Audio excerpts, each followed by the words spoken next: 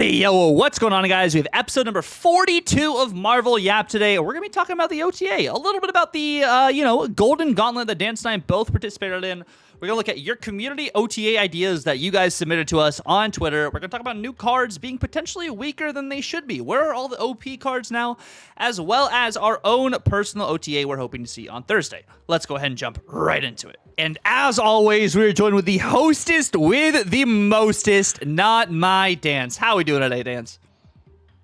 I'm doing well. Listen, there's been a lot of really fun stuff happening. I actually played Agent Venom this weekend in the Golden Gauntlet. What did you go Agent Venom? What did you do for Golden Gauntlet? We both participated. Neither one of us made it that far, unfortunately. I actually had to, I think, stop at like the 8th round because it took longer than I expected, and I had to go take care of fam. But how was it for you? I did use Agent Venom as well. I used a Darkhawk Agent Venom deck, so I was kind of praying I was going to get more Thanos matchups. I got one Thanos matchup. I actually faced a mirror of someone playing the same exact deck as me, which is really cool. So it was like the deck I made, someone else was playing, which was really interesting. And then I lost to Sizer.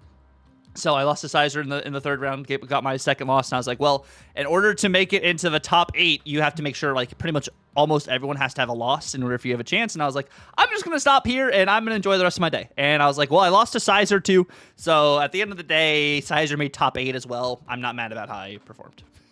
That's fair. Yeah, I think I was 4 wins, 3 losses. So at least I was positive at the end. Mm-hmm. No, I ended on 4-4. I ended on 4-4. So I wasn't negative. I'll take that much at least. But it was a lot of fun. Yeah, I went for some Bass Spice Rack, small ball, a lot of fun stuff there. I liked it. Deck's a lot of fun. It was fun to be able to participate in it. I think the biggest thing I felt was like, I felt slow. I don't know. Was that just you? It was like, it took a while.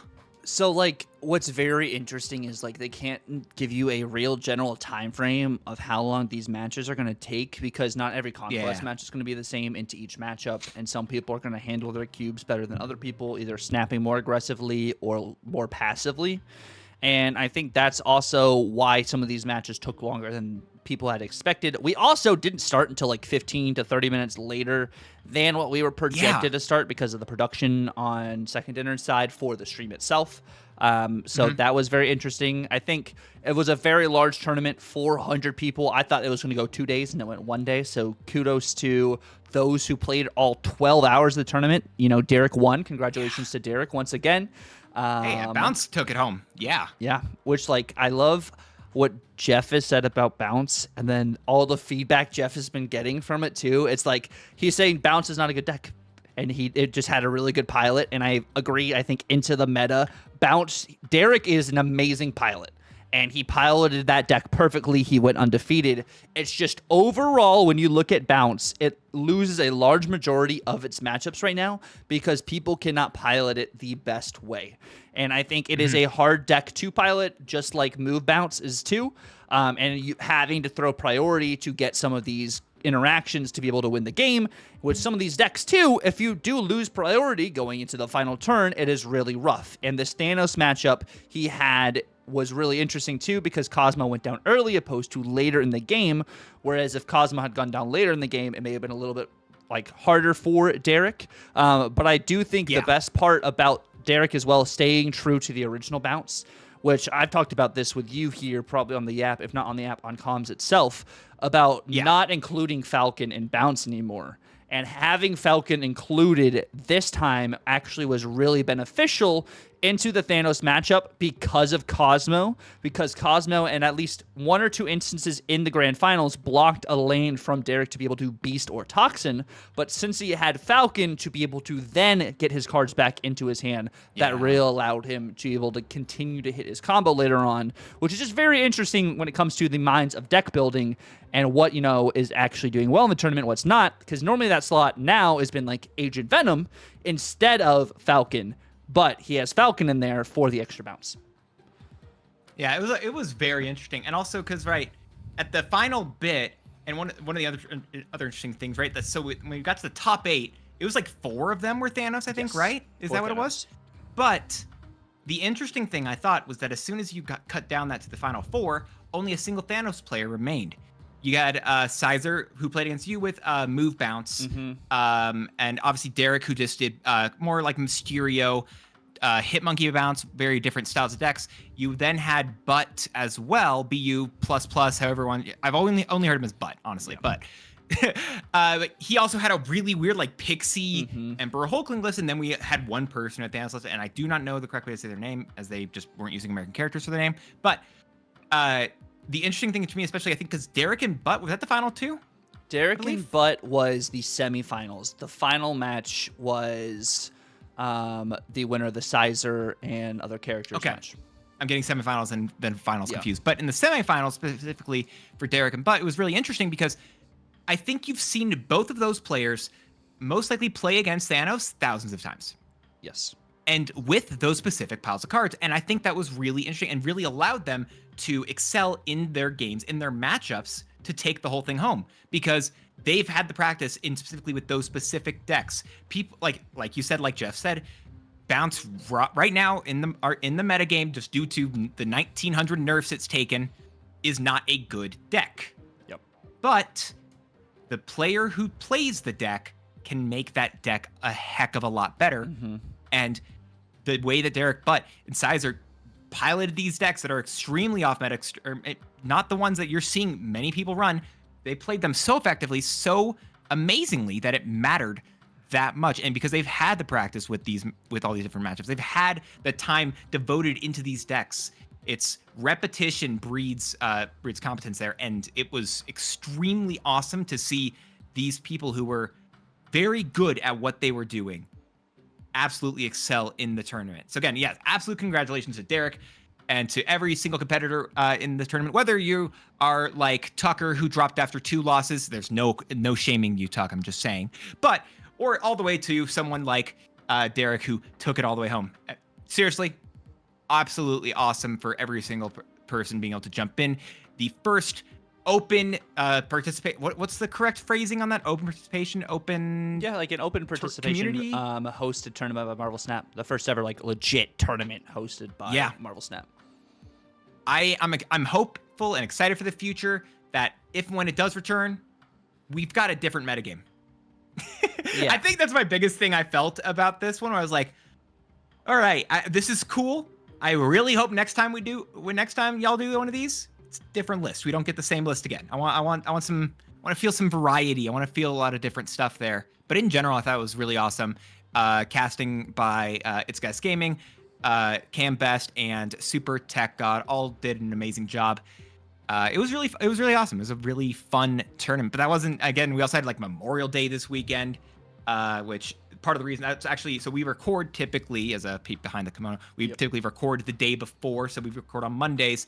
We had a lot of stuff happening on Mondays for each of us here, so we took the Memorial Day off and delayed ourselves by 24 or so hours to give ourselves a Tuesday to record with instead for this Wednesday release, which is honest. I'm actually kind of really happy about that, considering we had a couple different pieces of news. For one, the milestones, not tournament, what do you call it? The bounty? Community bounty, yeah. Yeah, which is... How do you feel about the community bounty, Tuck? So, I really like that we are getting free stuff. I think overall it's free stuff. Controversial. Controversial free stuff is bad. I kind of wish maybe we got a little bit more points for playing some of these X-Men cards.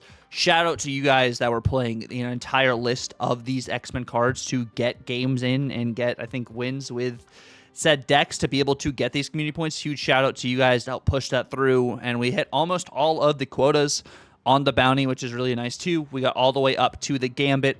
We fell short of the Series 5 pack, unfortunately. But that's where I take issue. Yeah. Would you swap some of the rewards or something?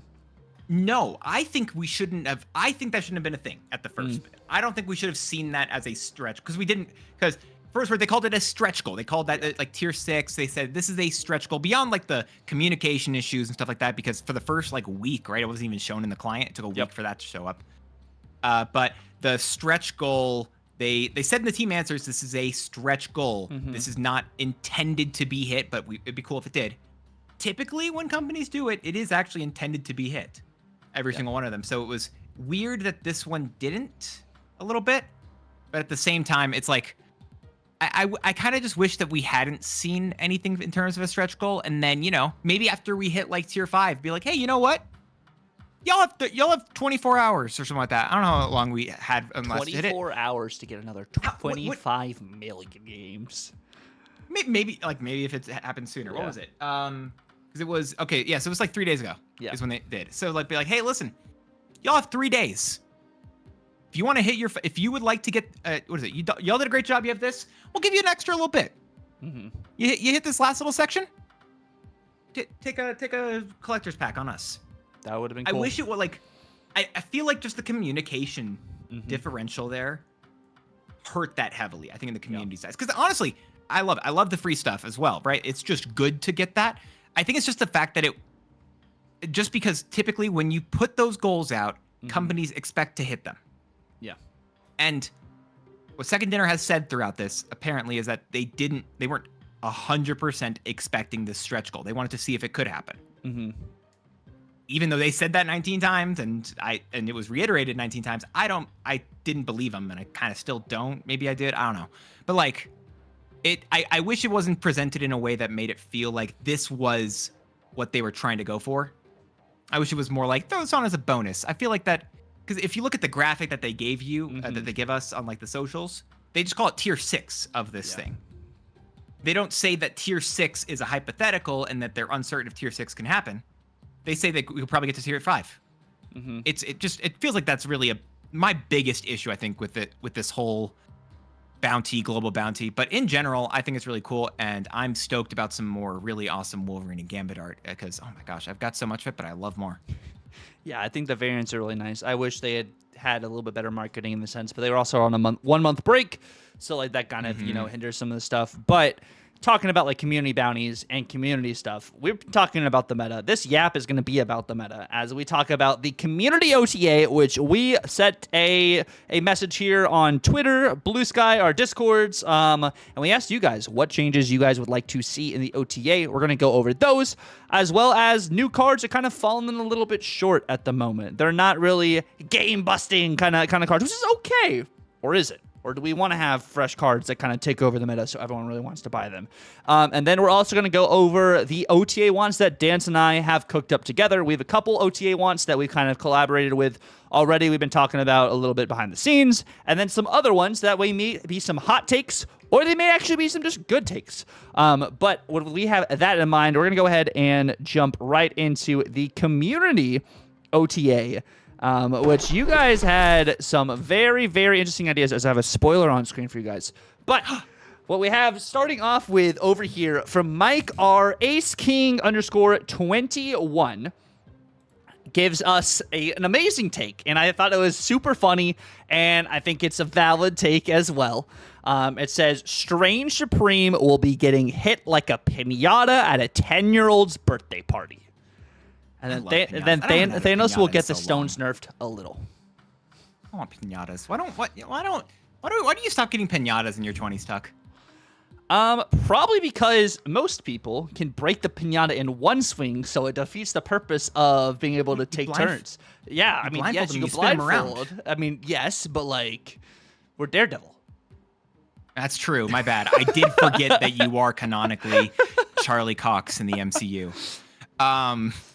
I mean, so, all right, you hit this one first. I want to let you start this one off because I also have some interesting stuff here. So, I totally think Strange Supreme deserves a little bit of a nerf. Either if that's a 2/2 +1 when he absorbs when he merges with the card, or if it is a 2/0 +2. I think he needs some sort of power change. I don't know if it is the merge interaction where he gets +2, or if it's just his base power needs to get taken away.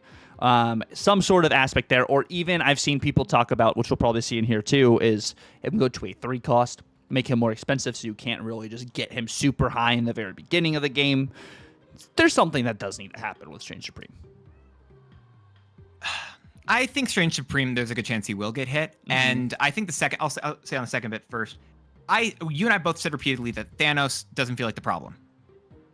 And I think this person, I think, is the only one out of the messages that we're going to talk about today, where I think that they hit this correctly with Thanos. I'm going to talk about Thanos a bit first because they don't say Thanos is going to get hit, right? I've heard people say going to 6'10", 6'11", back, or even 6'9", honestly. And I kind of think he needs a little bit of power taken away. I will say I think he needs a little bit of power taken away. I think if you hit the Reality Stone, I think I'd like to see the Reality Stone hit and potentially a point or two in another card. I don't want those stones to cost more than one, and I think I've mentioned like Mind Stone used to cost that. I think for one, I think Reality Stone needs to work differently because it's the only card in the Thanos pack. When Thanos was redesigned, there was a big Thanos redesigned where they focused all the stones on him, other than Reality Stone. And I think the Reality Stone should change. If we look at Data Mine Merlin, data mines are subject to change. Merlin has a data mine ability that on reveal changes the location Merlin's at and then gives him power. If there's a thing where maybe they change Thanos' Reality Stone to change where Thanos is, maybe that could pertain more to Thanos and hit that. Here's what I think. Uh-huh. And actually, you know, I've changed my thing slightly on this. I do think you change the real location where Thanos is at, and I think you can even make it say when Thanos is played, change his location. Or I think it could even go. So to that you bit. could have it on the board, and then it's like, oh, where are they going to play Thanos to change the location, kind of thing. Okay. Exactly. You don't get it immediately, but secondarily, and I think this part is the thing I've changed because I like it a little bit. Mm-hmm. On reveal, Thanos gets +2 power, and he can go to 6'10". So, meaning on reveal, does he start out as a 6'8", or He starts out as 6'10", and then he goes back to his current 6'12" stats because of the Reality Stone. That's if they did it, I think the Reality Stone feels like the weird one still, and you also get to take 2 points away from Thanos, technically there, and if the Reality Stone just doesn't work, or if you don't get it out, then you get a 6'10" instead. It makes Thanos a little bit potentially harder, but it hits that one stone. I think that's weird, and I think I like that a lot personally. What if I give you another crazy idea? Okay. Yeah. So, what if Thanos doesn't start in your hand anymore, and Reality Stone's kind of like temporal manipulation, and it draws Thanos? I don't mind that personally either, for what it's worth. But I think I think it would also have to do, but I think it needs to do something addition as well. Like it draws if it's like temporal manipulation, it would give Thanos power. But I think it change location, draw Thanos. So maybe like when Thanos is played, the location get changed. Is that what you're thinking here, or is it like just still he gets to change the stone changes location? I still think I don't know. I think the stone changes location, and I'm also wondering if you take away the draws on some of the stones, not all the stones. But maybe a couple of the stones, you take away the draws. I don't think you can do both. Okay, so what if you just only Mind Stone has draw card potential? So wait, then there's no more drawing on the Soul Stone, time Space or Space Stone, or that's a big hit, and I still don't feel like Thanos is enough of a problem to remove 3 card draw. Okay, I'm just throwing it out there. I wonder if that's something they've thought about is just limiting, or if it is they take away the draw on Time Stone. Oh, okay. Well, if you're gonna make Reality Stone location based, if you're winning the Reality Stone's location, you draw an Infinity Stone from your deck. That would be interesting. If so, like Adam Warlock. You make it like Adam Warlock, even though I think Adam Warlock is the Mind Stone. Canonically, it's thematic. I mean, you can swap twos, but like something. But yeah, I think there's something to be said. If it's not something they want to nerf with this power, they need to do something about the draws. But I think you still want 2 pieces for what it's worth of draws because which would be Soul Stone and Space Stone. I'm saying you take away the draw from Time Stone. Oh, you're saying only remove it from. Wait, so you're saying only for in this hypothetical world, reality world. No stone other than Mind Stone. Mind Stone draws. No stone has like draw a card as an additional ability. Mind Stone says draw 2 stones. So Mind Stone, Space Stone, and Soul Stone are the only stones that have draw abilities. Got it. Okay, so it's just not on Thanos. Okay, or it's not. The Mind Stone just gives you -1 cost to Thanos. Okay. Yeah. It's interesting. I have. I think, God, I want as long if, God, it's weird. I don't know. Thanos is like such a weird pickle. It's hard for But us we don't see the statistics of it. I think like if we Exactly. saw the statistics more, we can make a maybe better, really streamlined decision.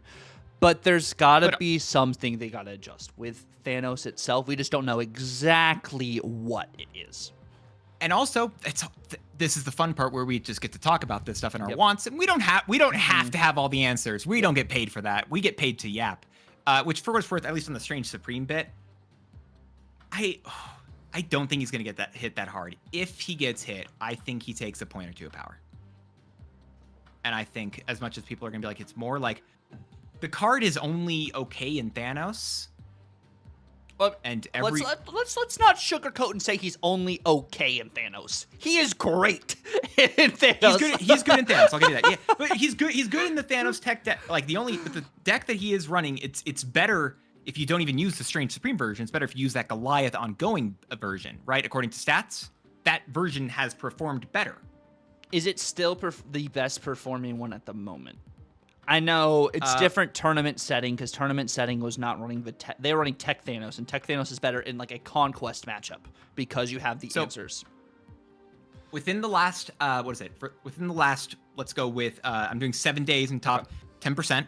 I'm going there because you got a lot of good stuff there. The Thanos ongoing deck in particular has a higher cube rate of, actually, it has double the cube rate of the Thanos tech deck version, which includes Strange Supreme. Thanos ongoing doesn't. And has a over 3% higher win rate with 100 plus more games. So maybe that 100 extra games, you do that for the tech deck and it gives you that much. But even with the Thanos ongoing, can still run the Cosmo and the Mobius tech cards as well. So it's like, so as much as I'm going to say like, yes, I do think Strange Supreme is good, I don't think he's the best card in Thanos. I could see him getting a point hit because of his numbers that he can get hit at the end. But also, I still think the ongoing version's better, and that doesn't use him. Yeah, I think that's a good point looking at the stats from ladder. Yeah, and I think it's stats on ladder. So it could fluctuate, and I think the cool thing is like you don't want to use Strange Supreme, of course, and ongoing at all because it takes away, it defeats the entire purpose of that deck. So. Oh, I'll even argue against myself as a final one before we can move to the next topic or the next one here. That if you extend the range to the top 50%, the cube rate and win rate get much smaller, much smaller, like a percentage point difference and 0.5 cube difference. So it's so the argument can be, my argument gets weaker if I make my pool longer just to argue against myself, but I just to make sure I'm giving all the answers I can. I'm not gonna choose the specific facts that just benefit me. I argue against myself here. And I will say it: people want to play the more fun Thanos. They play Tech Thanos than ongoing Thanos. But nonetheless, I have fun building sandcastles than kicking more fun kicking them over. But no, I think there's an argument for the Strange Supreme. Strange Supreme, we do think will get hit in the OTA. It's just how they want to hit it. We have to look at probably his stats as well. Look at Strange Supreme's stats by himself. Okay. But the next one we have over here, I think, is something that's a little interesting. It's a little foreshadowing to something we may be talking about a little bit later. We have, is it Jahel and Anil? If I said your name wrong, I'm sorry. But you said and tweeted, I wouldn't be surprised if Surge turns like a Fastos style, either cost reduction or bonus power. So my issue with this in particular is just this. They said it's like Festus style.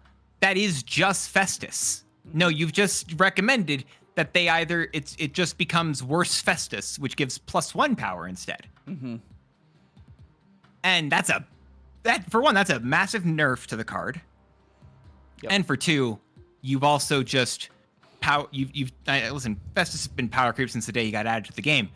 You've kicked him out. You've kicked him out the curb now. He's on the other side of the street. He's doing that sad, the thing where like they're standing across the street as the rain is pouring down and you hear the sad music. He's staring inside at the party that Surge is hosting.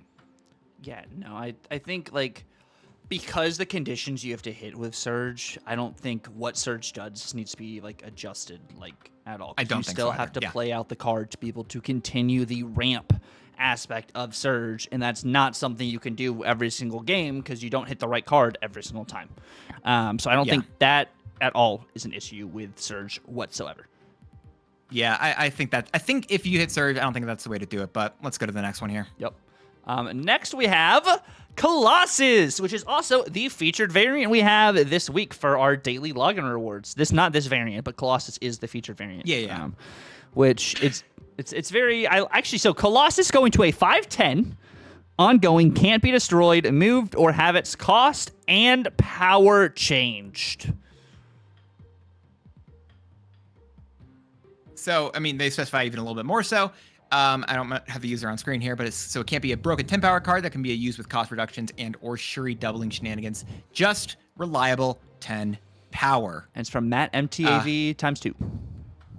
Yep. All these are, by the way, on Twitter that we're doing for today. We put them in our Discords as well. The ones that the spicier ones were on the Twitter, so we went here for it. But I don't mind.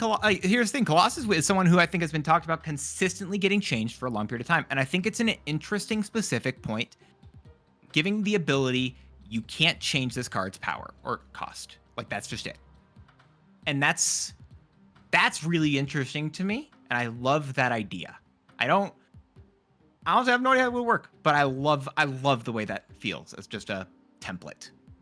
I think what makes this really cool is the aspect, since you can't change this card's cost, it's kind of a hindrance in a way, so you can't really cheese out some pixie stuff or even like some Sarah or something shenanigans to maybe get this card out earlier or have it swap with something else. I think that's very interesting.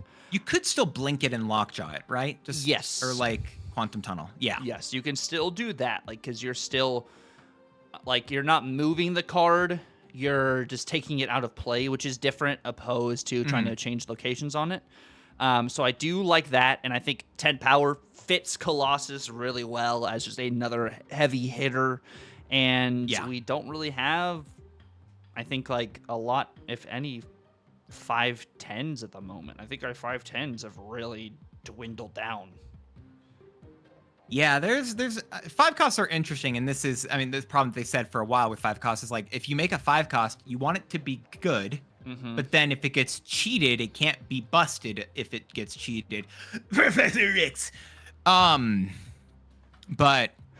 I think that, yeah, I like the idea. I have no idea how it would work, but I think this is a fun idea. Yeah, and then we do have 2 tweets from the homie Blumph over here, which he says, Supergiant to a 2/4 activate. How do you want to go through each of these? Do you want to, like, go for a breakdown at the end of all these, or, like, you want to, like, rapid fire opinions on these as we go through them? Go rapid fire. I'm gonna say I just don't like the Supergiant change immediately. Like, yes, I do think that she's not great right now, but that's just a really, really good card. I would love for her to be an activate, but I don't think it's 2 cost. If it's not 2 cost 4 power at the very minimum, I could see a 3/4 activate maybe, or 2/3. But, like, maybe 2/3. I think it needs to be more 3 cost though, like you're saying, because it's more of a global effect, which is something they've pertained to. It needs to be a 3 cost card for global kind of changes. So I like that. Spider-Man 2099. I liked the most. Target the card that's in the same position as him. It hits the front left card if he's front left, so play order will matter for you as well as your opponent when it pertains to the movement of 2099. Blumph does not specify if this is once per game, which is very interesting to note. But is this a buff or a nerf, would you say, to Spider-Man 2099? Because honestly, I think I'm kind of in, like, I've gone between it because I've read this before as well. I've gone back and forth between them. I'm like, I think is this just like a redesign entirely at this point? It is a redesign with the new front of lane, back of lane kind of mechanic that they've added or just started to kind of add more to Snap. So I think this is very interesting, and it kind of gives you a better understanding with 2099, and I think it kind of helps the card more. I don't know what stat line you keep 2099 at, but it helps you and it helps the psychology with this card. Where are they moving 2099? What can I hit here to solidify the game for me? And you have to measure the board state more. So I think that would be really interesting. But Yeah, I feel like I'm very similar there, where it's just like I actually I would say it potentially is a nerf because if you can't like move it into a lane where your opponent only has one card. Like at that point, with majority of movement cards, maybe there's one or two that I'm forgetting here. I guess Madam Web or Iron Fist potentially, stuff like that. It's a lot harder to destroy some cards, but it's targeted. I think this is a cool idea, but at the same time, I feel like I like the idea it's targeted, but I think it hurts the card that's already bad. I think they would need the text if no other card in lane destroy other card here. They would need that text so it could hit the isolated cards, or I think it multi-turn. Yeah, either multi-turn, or I think your like example as well really depends on what cost this 20.99 is. Because if he is more of a 5 cost, I think he would need to can hit a different card if there's no card in that. If he's a cheaper card, I think it would need to be specific. I think if you make him a 5 cost that it doesn't have a limit on how many times, but he just has this ability, I think he might be okay. But it's also a big change, and you remove the once per game restriction for a targeted restriction, which is that would be a rework, and I think that would be the only way that I could be sold on this one. Yeah, I think that's fair. The next change you want to say, Dance? I know it's something you've been kind of thinking about. Yeah, make Widow's Bite, so for Black Widow, a skill. So it's not hand clog and board clog. So it would just be it would be a skill, and then just say, while this is in your hand, you can't draw cards, and then as soon as it's gone, you're fine and able to draw cards again. As much as I think that's interesting, Black Widow isn't really a good card right now. I don't know why.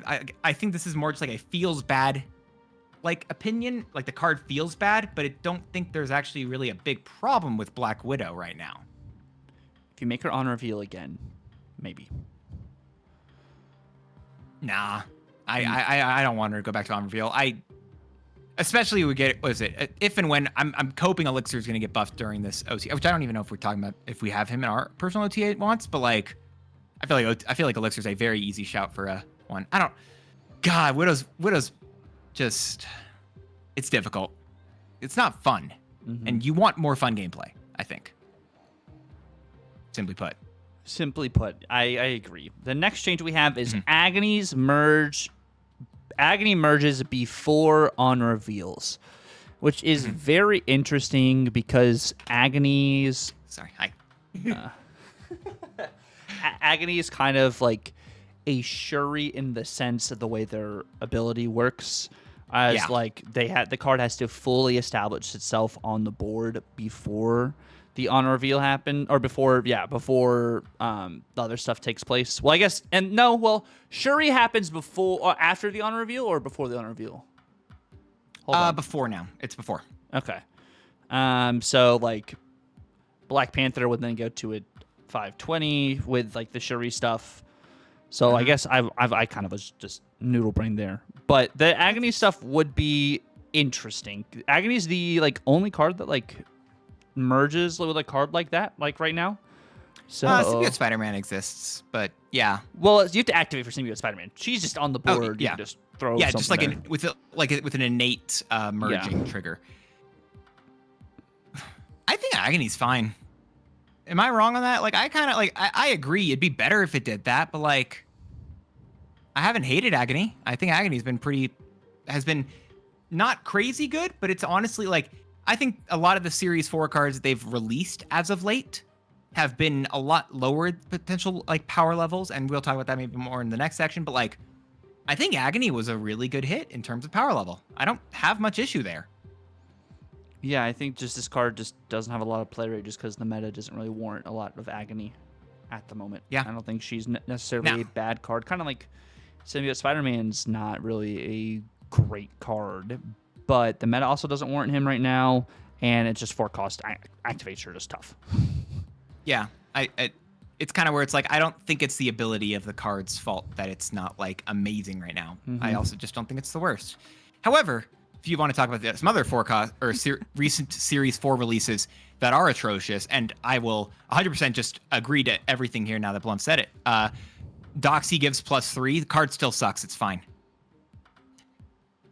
Yeah, I think it makes her a 2/7, but like it makes her a better card with +3 instead of +2.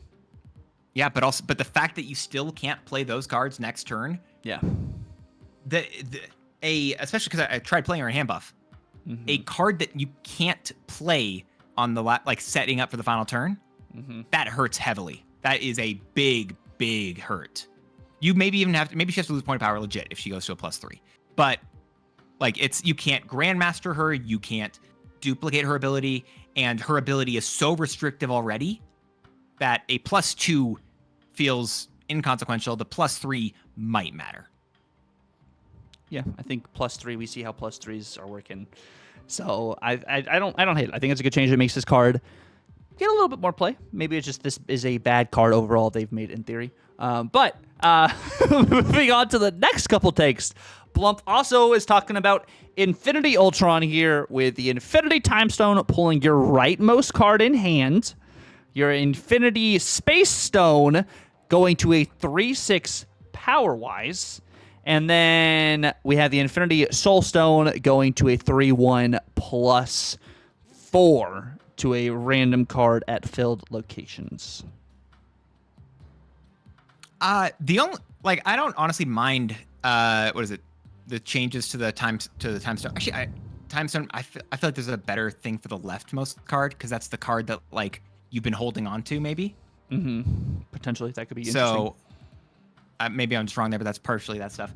I kind of just wish Soulstone didn't care about it being a full location though. I kind of just wish it was just based off of how many cards you had at each location. Maybe just make it for what is it? Give one of your cards at each of your locations +1 power for each card you have there. How about that? That would be interesting. So as long as even if you only have 2 cards at a location, you get 2 power there. Get up to 4 Makes if it you have a full location.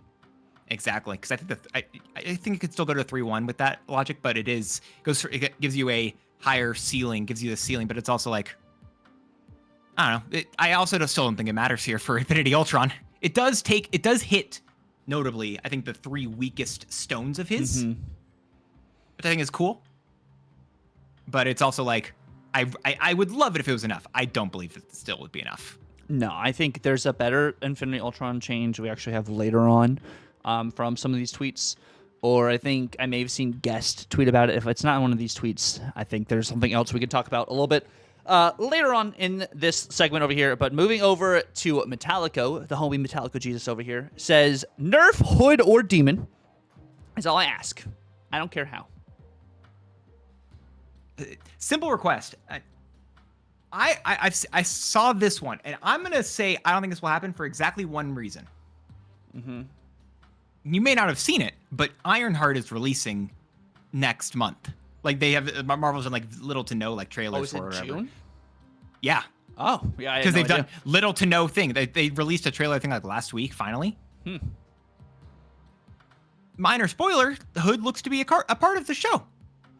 Yeah. So maybe, unfortunately, not Metallico. So that's my biggest reason why I'll say no. I could go into balance reasons, but like they've legitimately said they will buff cards based off of just like, it's cool. They want to see people play with it. Agatha got buffed because of her show. They literally said that. Maybe it was others changed. They had cooking for a second, but like the reasoning they gave was like, her show's coming out. Have fun. And this card's already played a lot anyways. Like people are still playing this card quite a bit. So I don't think it'd be an Agatha adjustment, but. Did you and I both use this in our decks inside of the tournament? No, I didn't use it in the Darkhawk deck. I did. Okay, I used it in mine. So, and you know what? I didn't win, so therefore the card must suck. You know what? No. Probably should be getting a buff. I think this card is okay as is. Sorry, Metallico. If it gets crazier with like some just like clog stuff, they maybe take a point of power off the demon. But I think that'd be the biggest thing. We'll see what happens there. Next we have a very. This is a take that you just don't, because you disagree with this, right? Like on a fundamental perspective here for Khonshu. From Munch Lax, they said They want Khonshu to go to it from a 4/5 to then a 5/8 to then a 6/12. What is it? They said the earlier play means less payoff, but it lets you a Grandmaster Odin consistently, so they want to be able to use Khonshu multiple times. For one, I don't think is Khonshu's. I think like at least got pretty decent play rate, right? Like this change is just not good. I'm sorry. I don't like it at all. Like just manage what you discard. Like play your win cards. Or just discard everything. Or just discard everything. Like I don't think you need to be able to Grandmaster or Odin this card to get value. I'm playing Khonshu myself quite a bit right now and having some pretty good success with the card.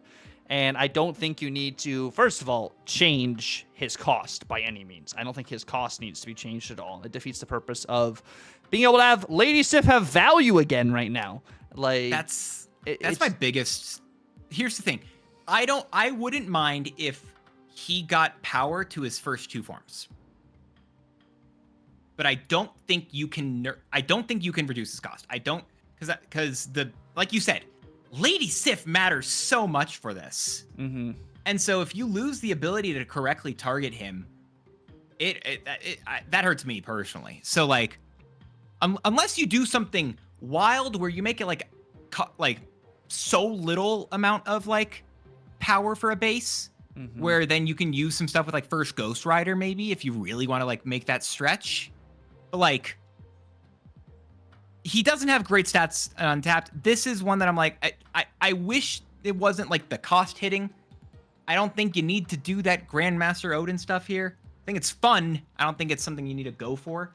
I think a much potentially, I don't want to say logical because I think there's obviously a line of logic Munchlax has.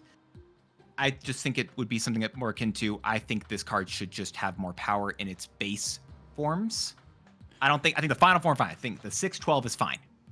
Make him but 6/6, 6/9, and then 6/12. Like maybe do exactly, that. But I think like the thing is like when you're playing Khonshu, don't have Khonshu as your only win con. That is the biggest thing. Don't have it as your only win con. Have other revive enablers. Not saying necessarily Hela, but like Ghost Rider has been really good for what I've been doing. If you've been discarding a lot of cards, like you're at that point you're playing with a 50-50 yourself because you decided to discard multiple cards. Like, I think this boils down to, like, Khonshu also just may not be in the right spot in the meta right now. It might just be better to play more of the mid-range discard because mid-range discard has the consistency. This is a combo piece card. I mean, make Black Knight better. Make it so Shadow King doesn't work on the Ebony Blade. No, like, now you're crazy. Now you're crazy. No, he's like, no. I think you're right there 100% about the 6/6, 6/9, 6/12. Yeah. I think that's a very good place for Khonshu potentially to go to, much more so than the other stuff. Yeah, you don't need to change his cost, just change maybe his base power a little bit. Yeah, 100%. Anyway, what we got next though? Next we have some more Thanos changes. 6/12 to a 6/10. Time Stone no longer draws a card. We talked about this stuff earlier, so if you didn't hear it, why are you starting in the middle of the episode? Like that doesn't make any sense. Why did you start like 44 minutes into the episode and you're like, now, yeah, this is where I'm going to start listening. I didn't want to hear anything they said before. They were yapping too much on the Marvel Yap. Anyway. Strange Supreme 3/2. Bullseye, remove the Power Affliction. Black Bolt 5/8. Stature 5/8. Electra goes to a 1/1, but now gains power based on the destroyed card's power. I'm going to save the Electra for the last one because I think that's the most interesting thing so far. I think Strange Supreme potentially getting hit. We already talked about that. Mm-hmm. I think that the cost change is an overdue personally, but the biggest reason I'll say that I might be wrong is because he has an end of turn ability and Invisible Woman first steps. So I'm not going to say anything else on that. Black Bolt and Stature, just to skip forward very slightly here. The reason I don't know if I really want this bit is because Glenn talked about this earlier, and we're going to talk about it a little bit in the next section. He said very specifically, they think the meta. He said very, and I quote, "We've seen players think metagames were really great when then there was one deck that was a runaway absolute best deck, but players were very distracted with a deck that wasn't the strongest. Airshim they were distracted by, but the deck that they said was runaway best deck was Black Bolt Stature. Which like so it was like a Darkhawk Black Bolt Stature deck, and then they had the different iteration where it was Cassandra Nova, Viper Hood, and yeah, Odd Hawk stuff typically is what I've So like, I think that personally, Black Bolt and Stature are probably, as much as I would love it if they were more, I think they're probably fine. And like that Conchu deck I've been playing has Black Bolt and Stature in it, and they are doing all right in that at a 5/7 both apiece. So I Melee Waluigi, I would love that change. I just don't think we need it right now. Honestly, yeah, that's kind of where I'm agreeing with you. But what do you feel about the Bullseye change where it doesn't afflict power? I don't think it's the Bullseye change that it needs, because I still don't necessarily like. The more we talk about it, the more I've seen it. Like, I don't think they need to remove the power affliction. If for some reason their stats are like, this is crazy as is with -2, make it -1. That's what I would change if anything. But I'm not really seeing an issue with that. I don't think the deck is even that good right now. So like, if this was posted May 20th, this was posted on Sunday. Golden Goblin just finished. Yep. I expected a beast nerf before I expected a Bullseye talk, because I honestly think Bullseye is kind of fine. The Bullseye deck and discard, I think it's just a competitive deck. I don't think it's busted. I think it's fine, especially with all the Mobius going around. Swarm is a dead card in that list, and it's really hurting. So like, I don't see that. However, Electra. This is interesting. This is the most interesting change I think I saw, because it going from a 1/2 to a 1/1 that says it now gains power based on the destroyed cards gain power. So kind of like a Venom.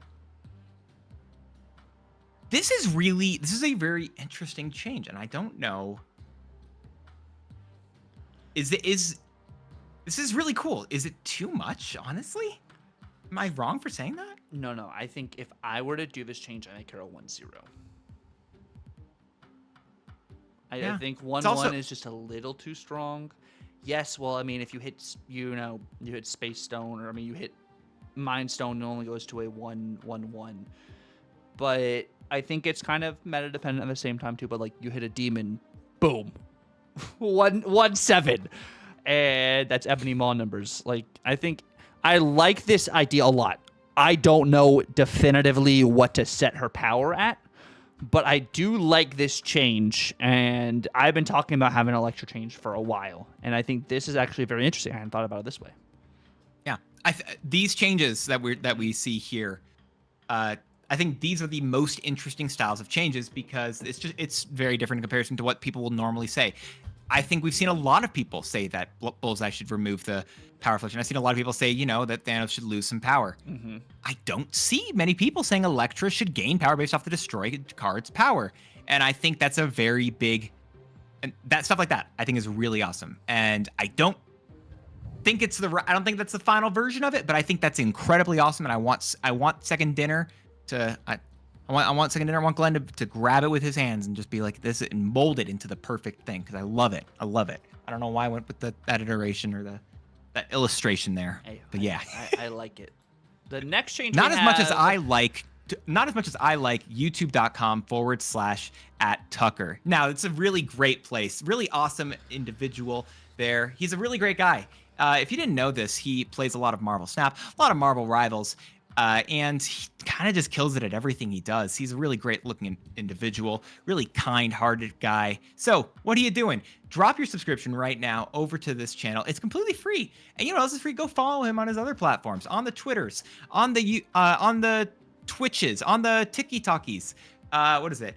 He's not going to get on Blue Sky because I suck at remembering to ask him to do it. So you should make sure you follow him everywhere that he actually is. He's a really great guy, does really great things, and he let me interrupt him in order to promote himself. Doesn't that mean that he's a kind guy? Follow him everywhere. What were you saying, Tuck? So Gamer R, or Game R, It's probably just gamers. Has Mm-hmm. Thanos at a 610. Mind Stone gives the stones in your deck +1 power. Draw a stone. Mobius is a 3/4 on reveal. Set all cards to their base cost until the end of next turn. Sam Wilson 2/3 only buffs Cap by +1. Mockingbird does not work with the stones. Deathlock goes to a 3/7. And Jean Grey goes to a 3/5. We've talked about Thanos a little bit, and I actually don't want to just gloss over this change here because they didn't just say Thanos should lose power. They made it a very specific difference that I actually might take issue with. They said that they want the Mind Stone to give the stones in your deck +1 power. This, I think, is actually really dangerous if you're going to argue in any way that Strange Supreme is a very good card. Because the Strange Supreme becomes a lot better. Now, you do argue that you potentially lose the card draw, but I think that you lose the stone draw, and I think that's what I don't like here more so. If the other commenter from earlier, and you've mentioned hitting the time stone so it doesn't draw a card, I think that's a lot fairer. I think that losing focus on the stones here is kind of unfortunate. What this does make me think is like, what? I already said I think I've said it. I'll say it again. Reality Stone should be the one that's changed. What if Reality Stone just gave your stones +1 power as an ongoing? I don't like either of those stone changes. Hey, I love it. It would be interesting if they changed Mind Stone to only drawing 1 stone. Instead of giving the extra power, like they just have it draw 1 stone, so it is still a targeted draw. I think that would be very interesting. Not entirely sure how that works statistically, but I think that would be an interesting change to Thanos itself. I don't like the other stones getting the extra power for sure. And then also Mobius at an on reveal. Not sure I like that. Like, I understand Mobius is a pain and can be an issue, and like, but I don't feel like it's kind of the Sandman aspect, if that makes sense. Like how Sandman's ongoing. Of course, this also is a bit oppressive ongoing for these energy cheat style decks, but like Sandman's ongoing switch to an on reveal, I think, was worse because Sandman limited overall the amount of cards you could play, opposed to Mobius playing as like a counter to some more of these greedier energy cheating style decks. And that's the comparison I'm kind of thinking of. So I don't necessarily think Mobius needs that. I honestly think maybe Mobius, if he's that oppressive, goes to a 3/2. I think it's 3/2, or he's like a symmetrical, where neither one of you gets increases or decreases in cost. I think if he is changed, I think it's something more like that. But I also don't even know if I would say for certain that he would get like I hate when I'm trying to do some fun stuff and Mobius stops me entirely. But at the same time, it's a good thing to have, especially against like the Mr. Negative and such. It's a card that I'm glad exists. There's been times where we've really won it. It also can hurt against you. So it's if it was more symmetrical, I think that's my biggest thing. Where it's just like, what if just no one got buffed anymore, and then you just had this, and just everyone was stuck like that. And I guess that's kind of what they're saying here with the on reveal instead. So I think I like this probably more than the current one, but I also don't know if it's the correct thing. Gotcha.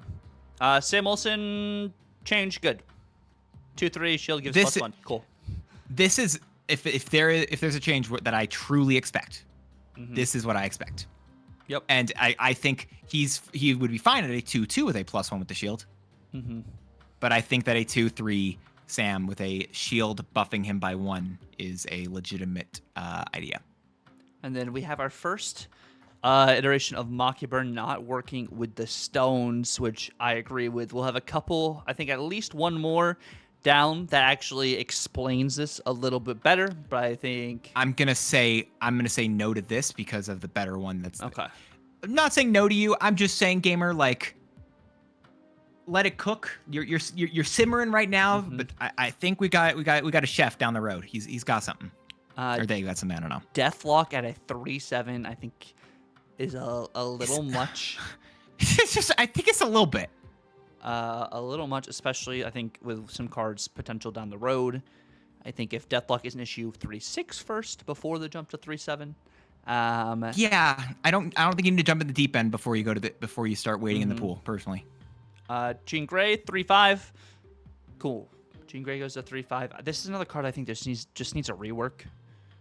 I think like you should be able to do something kind of like what Zorn does, like Zorn's ability and the way he looks and like his animation is something that Jean Grey should be able to do, like in a sense, because she's also has like, telekinetic. I wish instead of this, so she's meant to be like kind of similar to Professor X, right? Mm-hmm. Yeah. As much as I think a 3-5 is potentially interesting, I don't think this would create fun games. And this is kind of why I'm like, she's a card that I think we see the correct amount of currently. Yeah, just make her too costly. As much as like.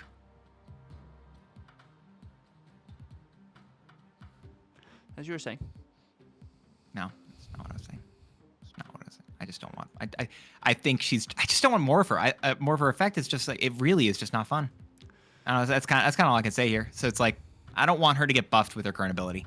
Yeah, it's okay. Next we have from Snap IDK. They immediately replied to the tweet, by the way, and they said, "Revert Tomb 2099, revert Nocturne, nerf Mr. Negative, buff Elixir, buff Prodigy, probably buff Zorn already, buff Esme, revert Erishim."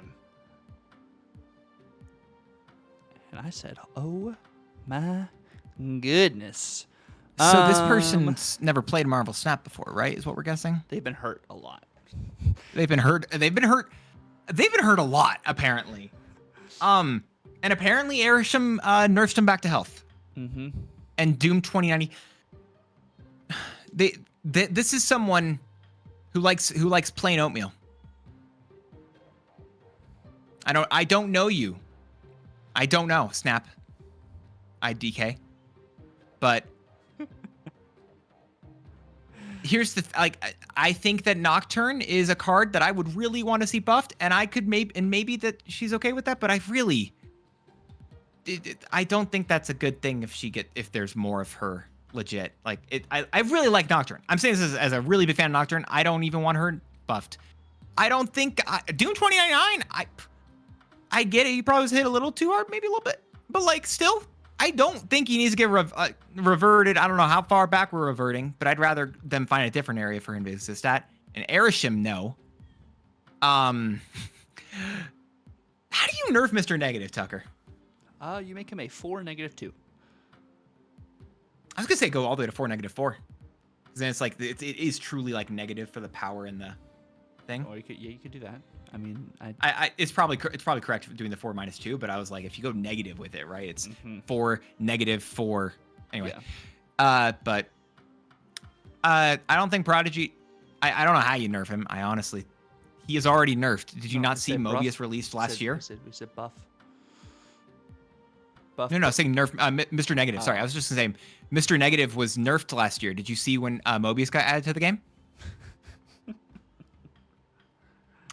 You see, and they also nerfed him again earlier this year when they made Mobius a Series 3 card. So I think he's pretty well nerfed. This month of cards talking about potentially buffing him. I kind of want to save that till our next subject here. Yeah, we'll save that to the next. I'm sorry, IDK, but I only agree with one of these changes, which I'll talk about when we go over my Yap wants. But moving on over, we have a very interesting change here from STG. So just one change is all he said. Make Infinite a 6/13 if you don't skip a turn, but 6/29 or 23 if you do. Okay, is it crazy that I want that if I wish he had said make this a 6/10 ongoing plus 10 power for each of your skip turns. No, that's dumb already. No, make it a 6. I don't know. I think it's I can't. I tried. I can't. Make him a. I like the 613. It's if you skipped the previous turn, he goes to 623. It's not if you skipped a turn. But then how does it go to the end of the game? I mean, if you skip. Is that like if you skip the previous turn? Oh, so it skipped previous. Okay. Yeah. I think that's potentially fair. Yeah. I think it's. I like this Infinite stuff. I also don't. I know, right? It's his big. He's a big fan of that stuff. But it's just like, I don't know if I want this. I think it's a little bit biased of a change. It's a little STG bias, but I don't hate it. I don't hate it. Next, though, we have from the Penix Mightier, our Oratory James the Fourth. Spicy change I would like to implement. Cerebro back to 3-0, but reworked to +2 power to the cards with the most common occurring power level on your side. First of all, it's incorrect. The Cerebro archetype has literally never had its moment in the I remember the spring of 2023. My back is hurting, apparently. Apparently, I'm that much of a boomer in Snap that I remember this. Cerebro was awesome back then. It was a lot of fun. Maybe I'm crazy, but I had a lot of fun. I thought Cerebro was really good there. Apparently, it didn't have a moment in the sun. I was still in the shade. I didn't know this. And won a game in the tournament, too. C4 did beat a Thanos deck. I saw that, yeah. So, obviously, Cerebro has never had a moment in the sun. I think that sentence is incorrect. However, this is interesting. It makes locations not really an issue for Cerebro anymore. Which is the biggest thing I think they've dealt with for a while, honestly. Especially since they lost Storm. Mm-hmm. Having that, like, as just a different change there is it's a very interesting one. I don't know. This is wild and either breaks the game or does literally nothing, I think. It's something I would like to see tested. Because a card that doesn't have limitations potentially from locations is like really, really strong. But I think it would be cool if we get like a Cerebro week. Like we have the OTA this week and an OTA again next week. It'd be like, well, we have 1 week to try out Cerebro. Let's see actually how it does. And if we need to change it back, we will. So that's one thing we haven't talked about yet during this yap. And we can mention it maybe a little more later. But yeah, so we are getting an OTA this week. We're getting one on Thursday. So tomorrow from when this episode goes live. And then we're actually getting another one the week following. So 2 weeks of OTAs, which is really interesting stuff here. For what it's worth, Glenn also even said that they are, what is it?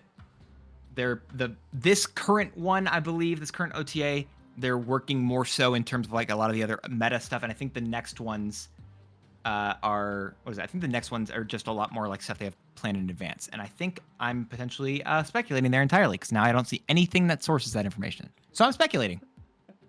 I typically try to source my information, and I looked through and I realized I just imagined every single bit of that.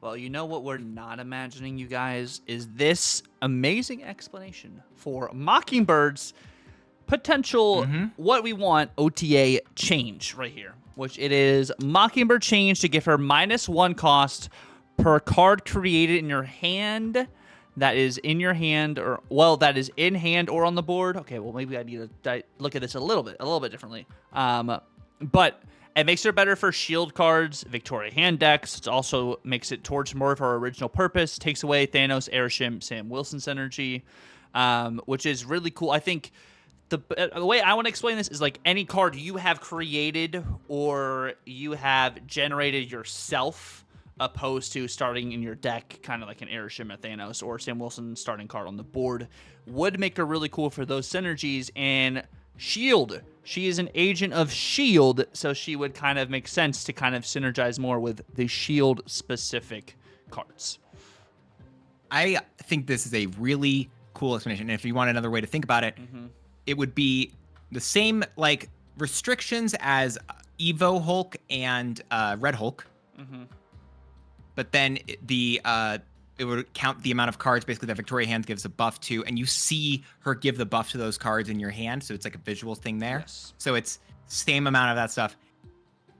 I think this is a really cool change and a really specific way to talk about it. One thing we don't see Schoenfeld 5A talk about here, do the stats say the same with this? Because it's a nerf, but I think it's a lot, I honestly just want to say better card. Can you make her a 5'10" with this? Or a 5'9"? I was thinking of 5'10", honestly. Mm-hmm. Or you make her a 6'10" or even a 6'11" as my camera freezes. I think she would get buffed with this, but this is such a better ability, I think, potentially. However, I also do want to say legit, like it sucks that Mockingbird feels almost necessary for Thanos right now. Yeah. And Sam Wilson just gets another card that like buffs with him. And they've said in particular, they like the fact that he works so many different places. Sure.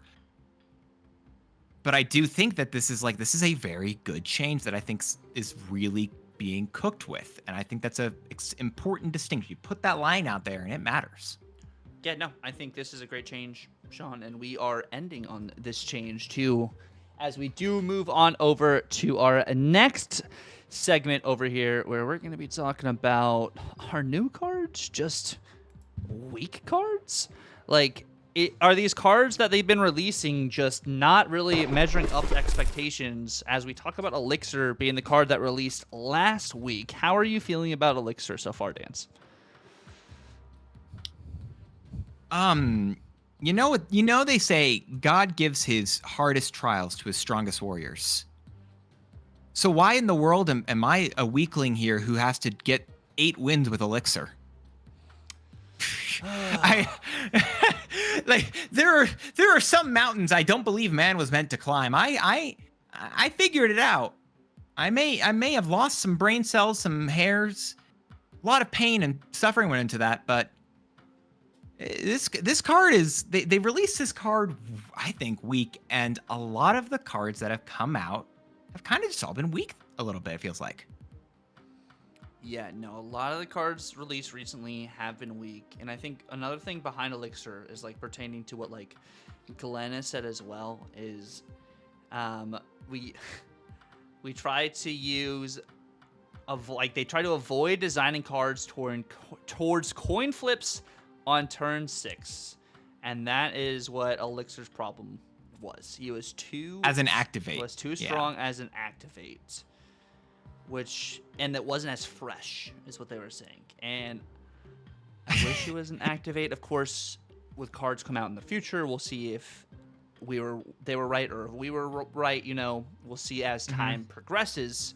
But this card was just a feels bad, and I really do wish it was last card destroyed instead of last turn. I think that hindrance of turn is really what hinders this card.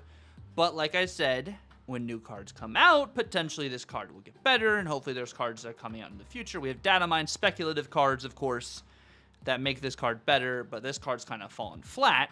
And then we also have yesterday, or today is recording, yesterday at the time of posting, Zorn has released. But I will say, I haven't played with him yet at the time of recording this, but from what I've seen with people playing this card, it's already feeling better than Elixir, which doesn't take much.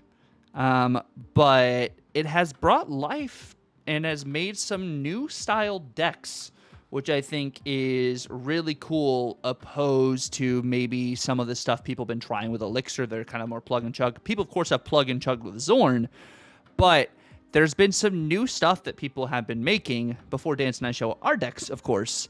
I think this card is very interesting, and I'm excited to see what the future holds for this card. Hopefully we get some OTA cards in the future that can work with this and make this a little bit better, or cards in general. But I'm a bit higher on this card than I was Elixir. Still not a card I think is a must-have or generically a great card when it comes to like buy or bust or something like that, spoiler alert. But what do you think about Zorn itself?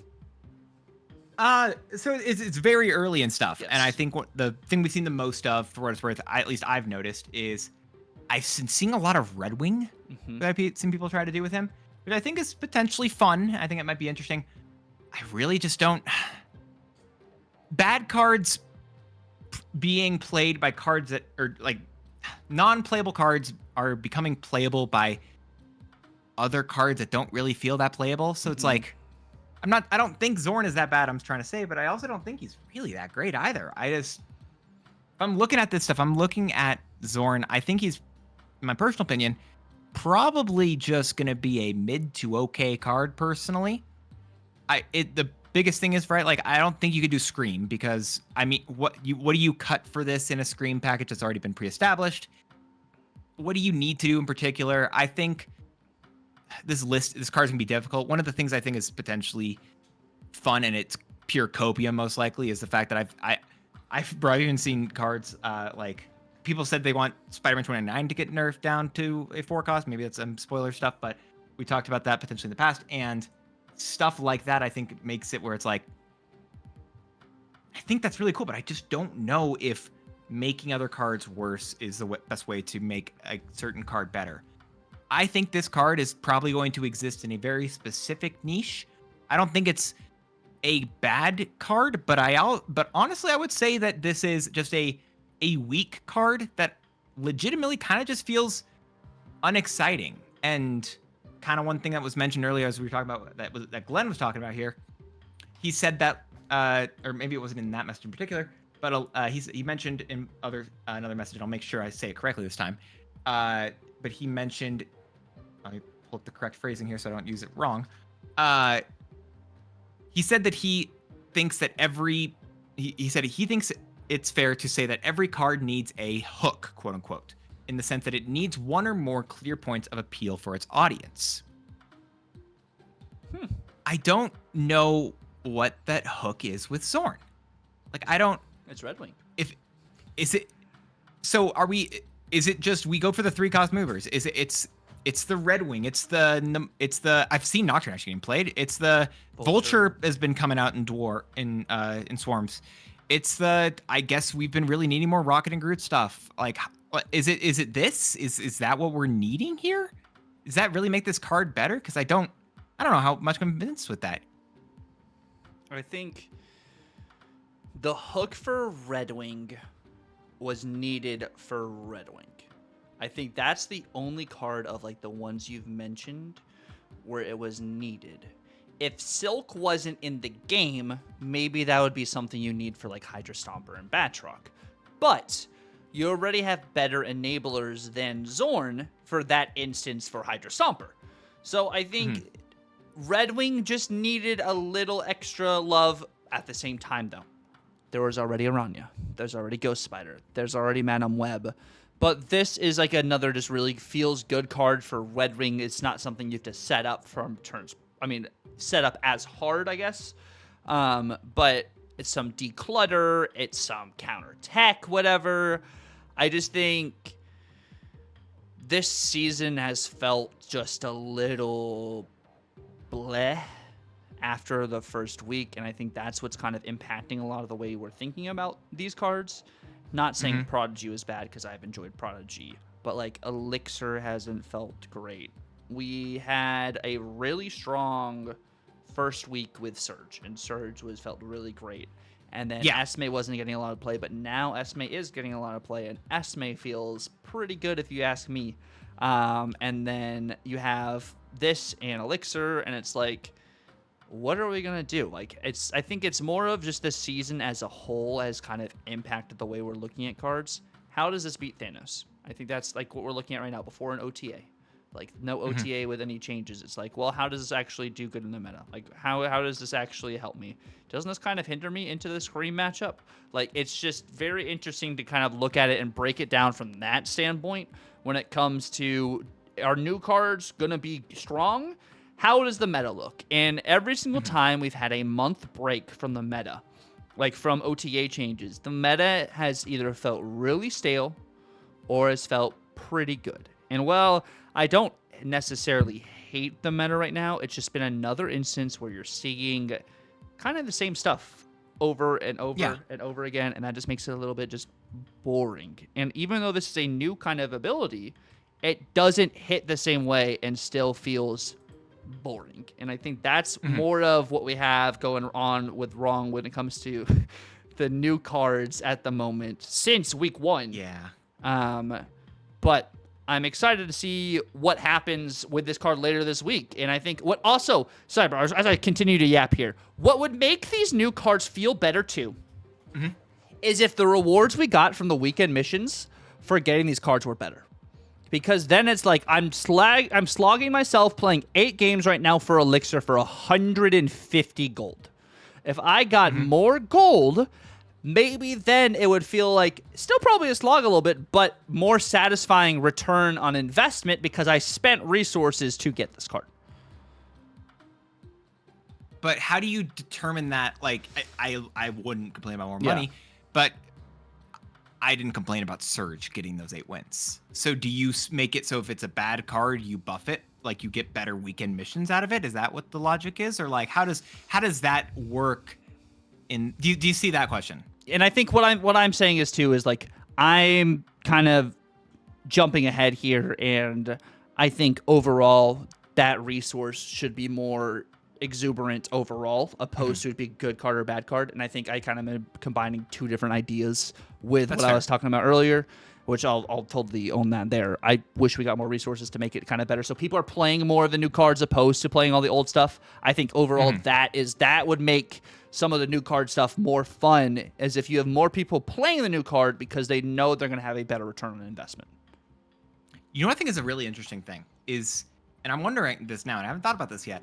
We talked about the global bounty, right? How it kind of just like they didn't do the stretch goal. Yeah.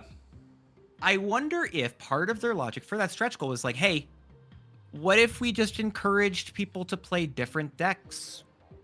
Like, was that part of the logic in that, where it's like they wanted to try to change the metagame? They wanted to try to do something maybe akin to when they used to do the imbalance patches, but it didn't accomplish that goal because people just didn't care enough about it. Well, what if they had also had in-game special missions as well? When in certain amount of games with 5 X-Men card in your deck, you get this. And it goes towards the bounty, and it also goes towards some in-game resources, even if it's just credits. Like, what if they had even more just incentives for it, so you could personally track and see that you're also helping out for the community event and everything too? That I think that could be fun, but I actually think the bigger part probably would be I would like to see maybe even a thing about what I'm accomplishing there. Highlight cards in your deck. These cards are counting towards the event right now. Yeah, no, but it's just like, yeah, exactly like that, where it's just like, give me a prompt when I win the game or when I lose the game. Just be like, what is it?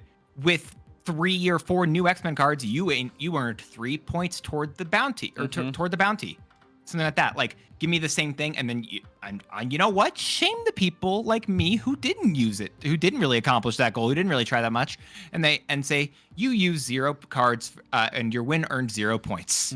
People would probably whine about that, and I don't care. I think it's funny. Maybe so. That's probably still wrong, but that would be cool. Add a leaderboard too. Who contributed the most points? You get a reward at the end.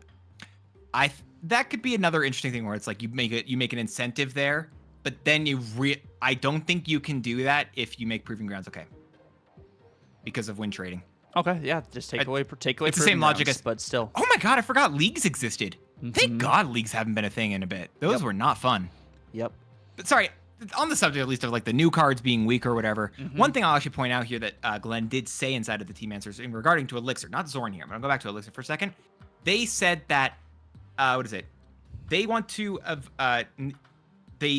with the coin flips and whatever, they said that stuff, and he continued from that point that you mentioned earlier, and that in those cases of like a very like just multiple coin flips on turn 6, second dinner they try to tread more carefully. They want to avoid nerfing cards soon after they release, and those cards are bigger risks and less fun when you have to do that. In a world of snap packs, though, they now believe they have more flexibility to buff cards after release, because oftentimes they'd have to tell people like, hey, we're about to buff this card before it leaves spotlight caches, because you're not going to get a chance to get it. So we're going to buff it. We promise, just as a warning. But they don't have to do that anymore with snap packs because they have more flexibility. I like that a lot.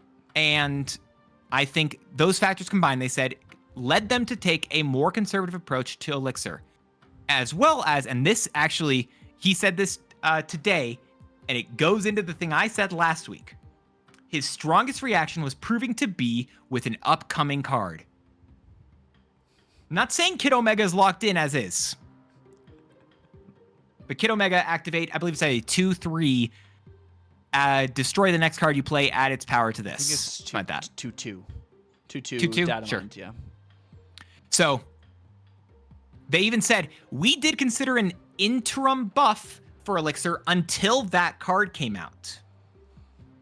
But it would probably turn out to be more frustrating and satisfying than if we had to roll it back. And Glenn says it was like his personal decision there, so he was like potentially wrong there. And he's reading the feedback. I think that means Elixir is just going to be bad for now. Because they literally said they considered putting a buff for him up until that card comes out. So does that mean that I was right about my deck that I made last week for Elixir? I mean, that's basically what I'm taking. I mean, yes, but like I still think like Elixir is just gonna be bad. I think like there's a lot of instances where even if he is good with this card, I still might not slot him in, and I might do something else until even another card comes out later. It literally might be Data Mind, Kid Elixir, Dormammu, and then or Kid Omega, Dormammu, and Elixir in the same deck because you're doing stuff for Kid Omega and Dormammu. So like there's some weird, crazy big deck there, but we'll see honestly, what happens. But like, yeah, but at least with Zorn, right? Like I don't know if the card is the worst. I don't think it's insane. Yeah, I think this card. Honestly, if I like, this is a weirder thing, but I'm gonna go with it anyway. If I had to rank this like power level wise, I think this is gonna hit close to a Kahori level. Okay. And I think that's fair. I think it's gonna be weak, but okay. And we're gonna look at our decks real quick before we talk about some of these other cards as we dive deeper into this topic as well. And starting off with Dance's deck over here, we have Phil D. Zorn. Exactly. Wait, is it Zorn or Zorn? Zorn, DiGiorno's. I think it's Zorn. I'm hearing like a DG O-R. I don't know. I think it's whatever. just Zorn. I think you're right. I don't know how to say words. I suck at saying words, so I just assume I'm saying them wrong 9 times out of 10. But anyway, so literally up until like about we were about to start recording, I had a different list that was movement stuff that I felt like was going to be interesting. It was difficult to control where Zorn would be moving cards over to, and I realized it was difficult. And then the idea of stopping people from being able to use the lane, like, okay, why are you moving people away? What if you just don't want them to get a lot of points in the lane? What if you're trying to clog them up in these other lanes here? And also, Green Goblin sneaking into the Sanctum got me convinced that this is where I've really actually liked the idea of Zorn as a way to, first of all, move people away, and then being able to use your cards to just like to do what you need to in that lane and get your power there. And you win the other lanes, and they don't get to their cards, at least that are 3 and 4 cost, get moved over there. Yeah, I think this is a very interesting use of Zorn too. Like the Goblin, like you play your Goblin onto Zorn, and then the Goblin moves to another lane if it can, which is really cool. They can't really tech for that necessarily. And then even like Debris on the Zorn, move Debris to another lane, and then you can Viper that same lane kind of thing to clog them. Like there's a lot of really cool like routes you can take with this, which I like a lot. You only have a few cards that like you can use. I mean, not a few you can use, but like kind of the few ones you're going to target to use with Zorn. But like you can also play Hood onto Zorn and then Viper the Hood over and then move your Viper over. Like you can kind of alleviate a lot of board space, which is really nice. So it's a very interesting like take that I think is really cool. I did earlier today, was part of the reason why I had convinced it. It was I used a Debris on the Zorn, clogged him elsewhere, but then my Titania jumped back over afterwards, and on the same turn, it was turn 6, I Green Goblin filled to, I Green Goblin to fill over there because the other lanes were full. So it was like a really specific combination that felt really cool, and I was like, I think there's something here. I don't know if this is the final version of the list, but I actually think that there's a real chance that Clog could feel fun and interesting with this deck. Yeah, no, I think that's a really good idea here. And I think, like, holistically, before looking at my deck over here, I think Control is going to be a very interesting way to play Zorn.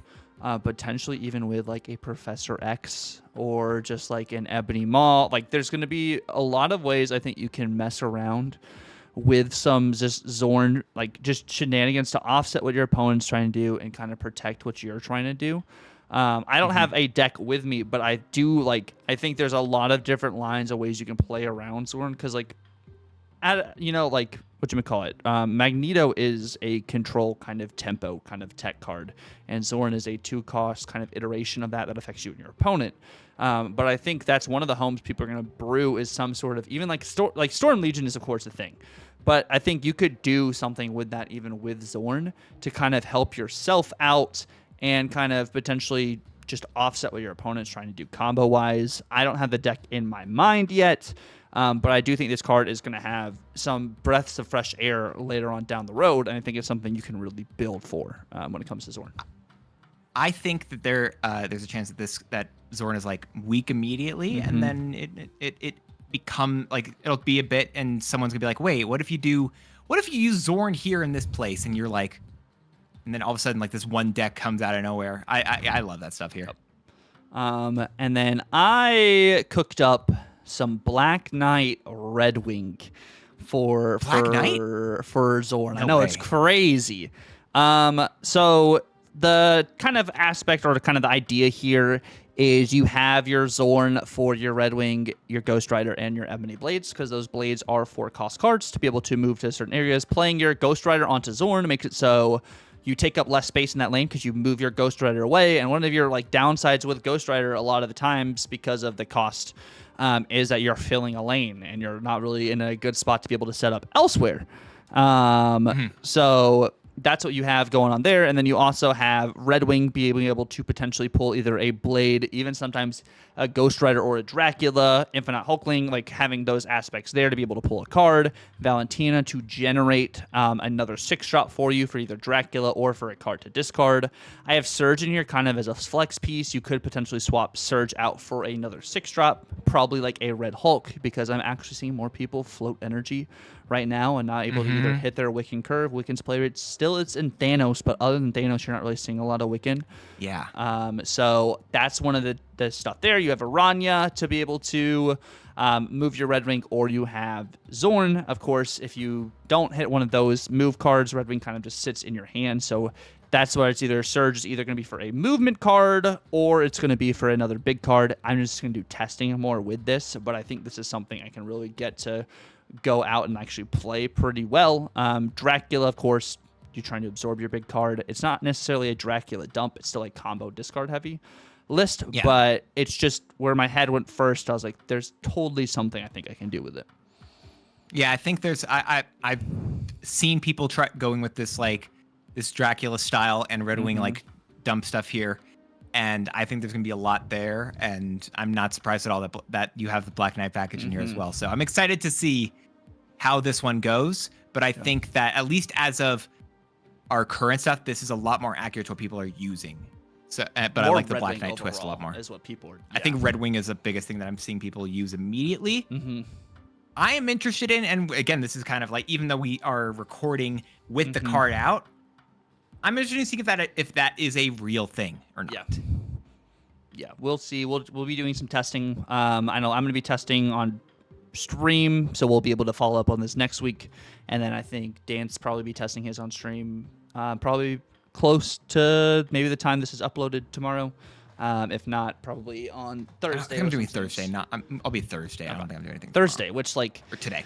The crazy thing is, guys, is all of Dance's links are actually down in the description below. So if you guys do want to catch his content live on Twitch, you guys need to be following him on Twitch, which will be down in the description. Also, YouTube. He's going to probably be uploading a deck guide either on something like this not my deck, but something with Zorn, or he'll be doing something with OTA cards, whatever happens on Thursday, something like that, which you can find that on his YouTube. That is also down in the description below. Same with his Twitter if you want to see the tweets of the decks he has been playing on stream. If you want to see that as well, please follow him on all of those platforms. If he has any more, I think I have all of his platforms. He's at least linked me down in the description below. If you guys also need thumbnails, he does all the thumbnails. So just keep that in mind. Please follow Dance and subscribe to Dance on all of those platforms we have down below. But with that in mind, we've only been talking about Zorn. We've only been talking about Elixir. There's a lot of other cards that have kind of just fallen flat. And, of course, the first one we are going to be talking about here is Miss Toxie Doxie, which we all got for free, but... So there's going to be some some bleeding into the potentially the OTA community OTA as well as our own personal wants, right? And I mean this just feels like where they were just very conserved about the card, and Snap Pack maybe is the reasoning why. Maybe it's because they were just worried about hand buff getting a legitimate tool. Like, I don't know. I don't think this card should be still existing as weak as it is, and I don't think it should have existed as weak as it is. We also thought we were getting a different card. Everywhere said we were getting a different card, and then we got it. Dumb Duggan. Imagine a world. But this is just like you said, a lot of the cards. Here's the thing: even Esme hasn't been record shattering, nothing incredibly crazy, and so people have been like, "I want this card changed." Well, I don't think the card needs to get changed, but I also don't think it's strong. Yeah, no, I think this card, Esme, has kind of fallen into the Captain Carter category. Granted, Captain Carter was able to get a buff in her season. Who knows what happens with this OTA this week or next week with Esme. If Esme goes to 3-5, I think Esme's stonks go freaking through the roof. And if she generates a 3-5 card, it's yeah, I want them to keep it the same. Yeah, between the two. I think she needs to stay 3-4. I don't think Esme is an issue. I think Esme is good as is. It's just...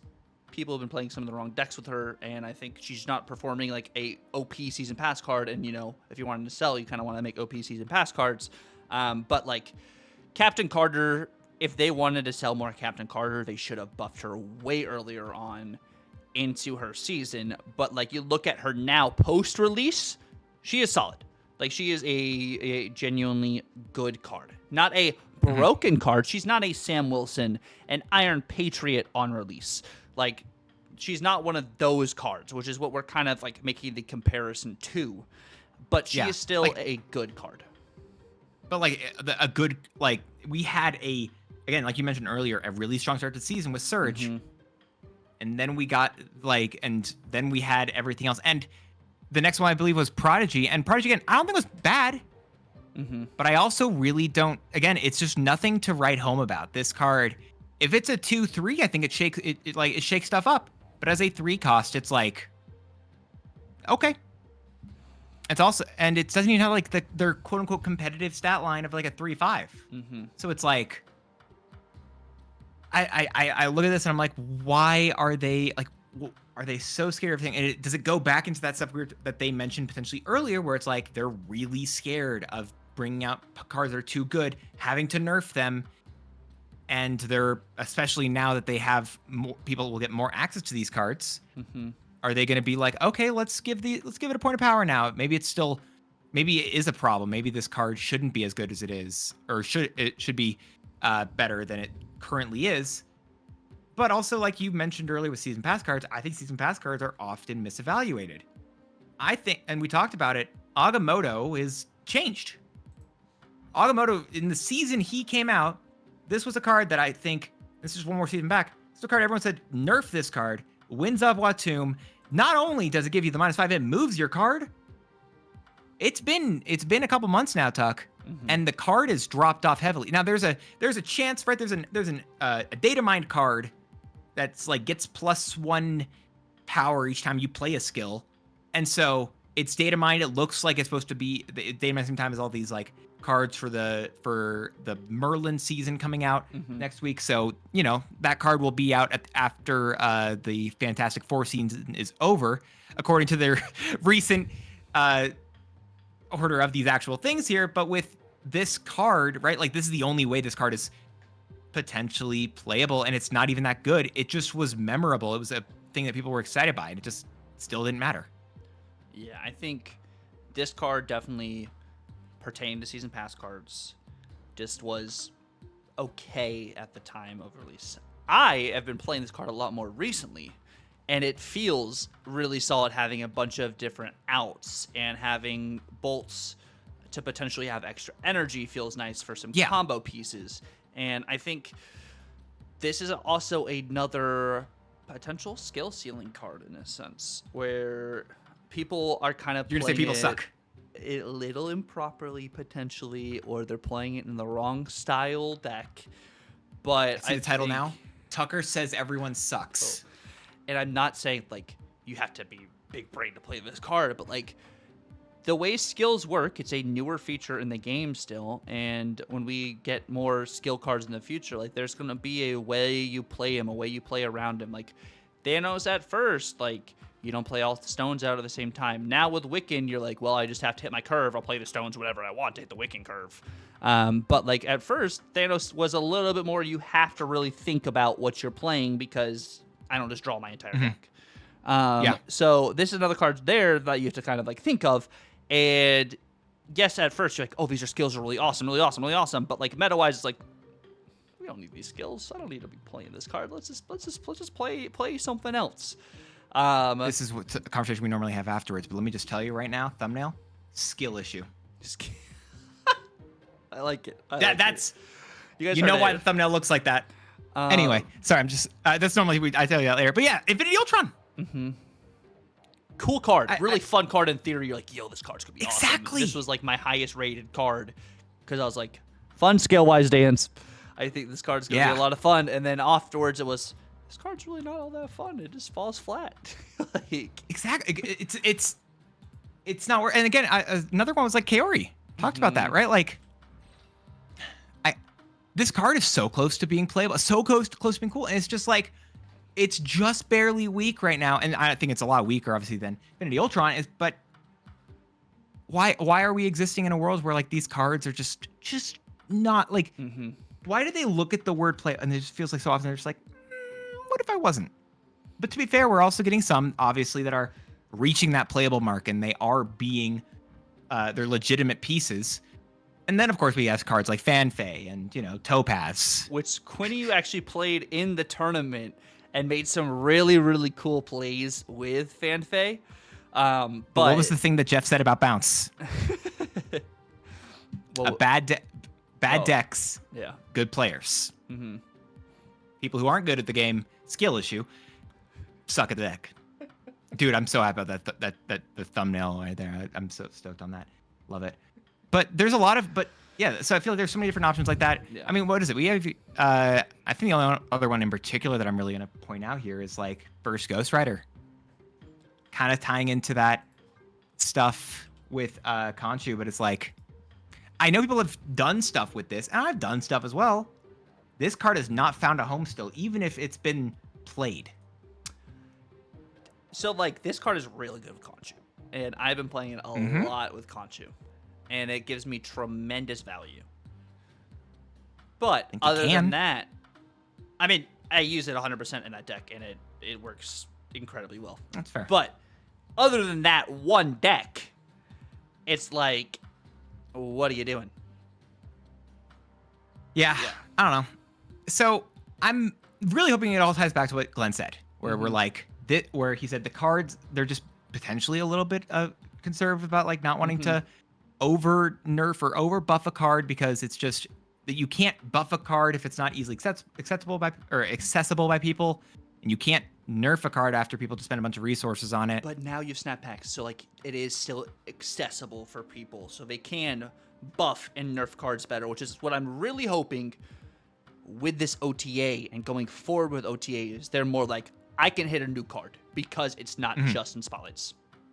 Exactly. And I think that's the biggest stuff as well here, where it's like the future OTAs where it's like, yes, take that little bit of a take the risk, give us some of these cards that were like, I don't really know if this should be getting changed, but just try it and see what happens here. Because I think it'd be a lot of fun. I think it'd be very interesting. And I'm going to just hit you with a segue here because honestly, this is one of the cards that I had to talk about here. Oh, I really? think the first Ghost Rider should go to a 1/4. Oh my gosh. I would Honestly, even a 1/5. Yeah. I would love the first Ghost Rider as a 1 cost. I won't lie. I think that would be amazing. Because I don't hate it at a 2/6, but if you want to make it a 1/5, Dance, you have full capabilities to make it a 1/5 right now. Hey, do it. Retweet, let's go.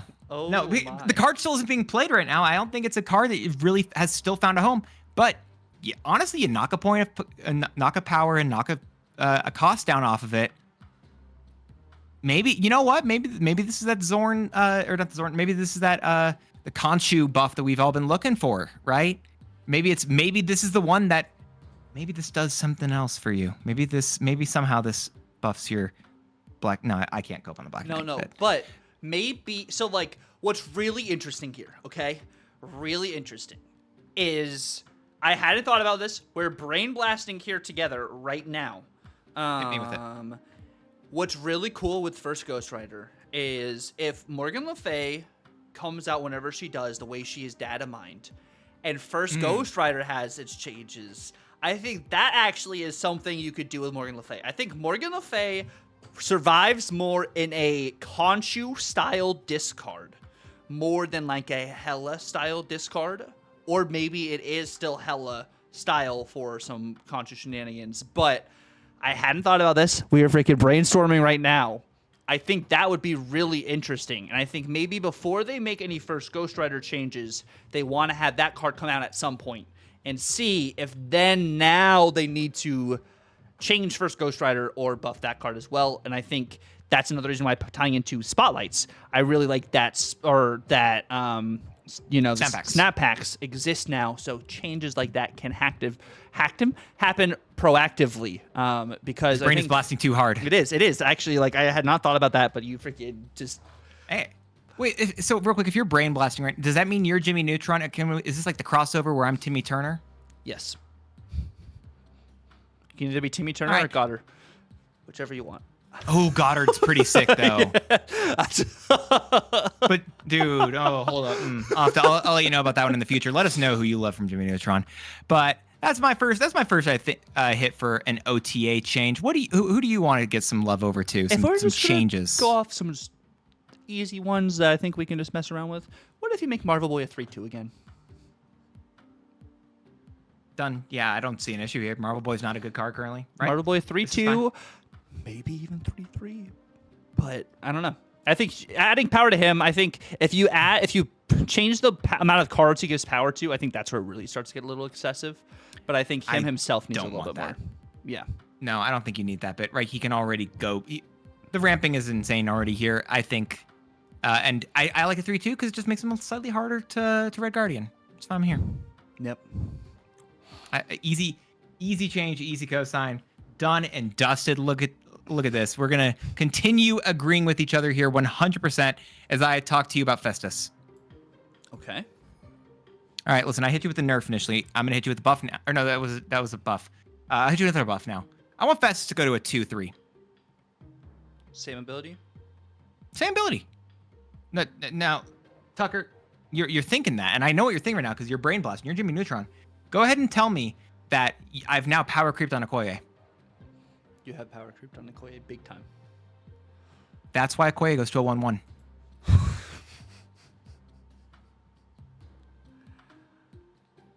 Okay, now that you've power creeped on Okoye, you've also now power creeped on America Chavez. What are you doing with America Chavez? A 1/1? Oh, I actually disagree. I think 1/1 hits every single card in your deck. You're gonna get 5. So what is it in total? It becomes you can get to a 1/6 with the spread out power. America Chavez gives you a 1/4, right? Is that what the logic is here? It only hits the top card. All right, fine. Okoye goes to 1/0. Oh man. I mean, here's the thing though. Fun fact: she used to be a 1/1. Okoye used to be a 1-cost 1-power card. Really? How long ago was that?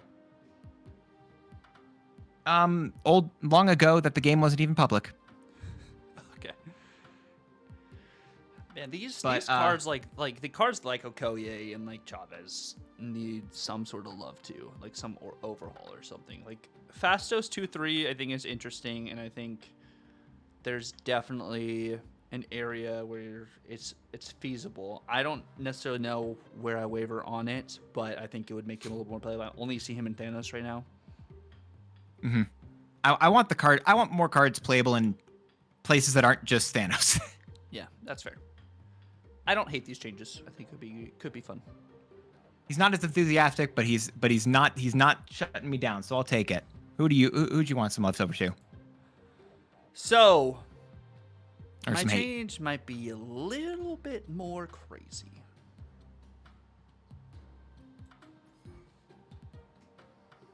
What if U.S. Agent goes back to the -4?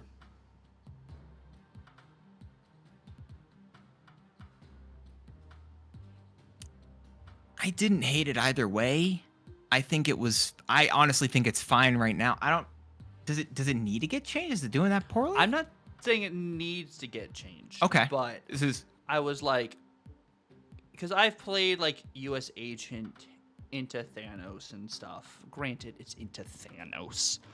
And it didn't really feel like the -3 was doing all too much. But you make that a -4, you might have something to talk about again. But if you do change Thanos' power and he goes from 12 to 10, I don't think this is necessarily warranted anymore. I think this is a meta-relevant card where it is. depends on the meta that we're in. And I do agree that right now the meta does not serve him. But I don't think he's doing poorly. Yeah, that's why I was like, I think it's just a toss-up, maybe. if the meta continues in a way where like U.S. Agents still isn't playable, I think that's a really fair shout. I just don't think we're there. That's fair. That's what I'm gonna say here. Then I will go for. Listen, I've given a lot of buffs. I'm gonna hit you with a nerf then. I'm gonna tell you that I would like to see Surge lose a point of power. And I know that this is one that people are like, Surge is really fun. It's really interesting. I agree. I think Surge is a lot of fun. And I'm not saying that Sam Wilson's okay. I'm not saying that other 2-cost cards that currently exist in the meta, they're fine as is. I'm just saying that if I look at Surge, I don't see a point. Like, how can other cards exist in a world where Surge is just going to be such an easily slottable card, and no matter where you want to put it inside of, it just feels too easy. So you want to take off a point of power because it's flexible. Because it's incredibly flexible, and it already gives you a bonus to power. And this is, if we're going to talk about Okoye giving to that +1, yes, Surge has a cost of needing to play the next card for it. The decks that she is building, the best decks with her, I'll specify, with her, plan with that in mind and are okay with playing the cards whenever they need to. I think that she should take a hit, because also it's also the -1 cost here. I just still don't think we're at a place yet where she herself is like hindering or being oppressive. Yes, energy cheating is a thing. And yes, if you play it out, the ramp keeps going. But I think with you having to play out the next card to be able to continue to repeat this ability, I don't think she necessarily needs to be affected. Like, I don't think she is an issue by any means. Like, I don't think she needs it. I understand, not wanting to see the card in every single deck, but even like then I think just at a 2/2, she's a good card, like a great card, but she's not like you said, exactly, like she's not a Sam Wilson. She's not like the Iron Patriot. Like, I feel like she's okay as is. I just don't see the logic between her and like a Psylocke existing as like. Well, they're different. I get that. I know I'm maybe comparing apples to oranges, but that's a really good apple. Yeah, and that's a really good orange for the deck the orange is in.